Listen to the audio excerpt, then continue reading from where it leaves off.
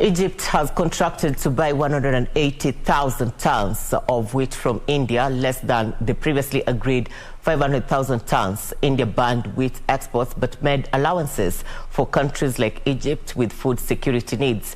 The country is looking at ways to extract more flour from grain and even use potatoes in bread making as it tries to trim imports. Here now are the details of the story and much more from across the continent.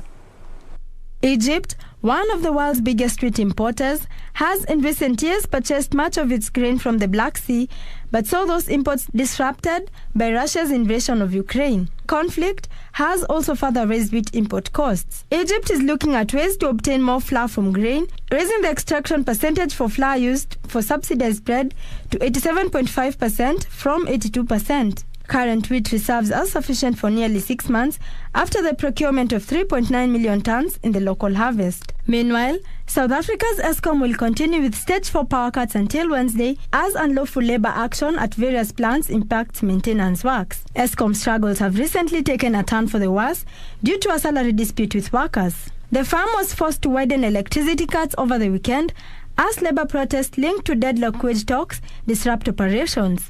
The utility, which has struggled to meet power demand in Africa's most industrialized nation for over a decade, has been implementing Stage 2 rational outages. However, it increased the severity of the outages to Stage 4, requiring up to 4,000 megawatts of capacity to be shed from the national grid.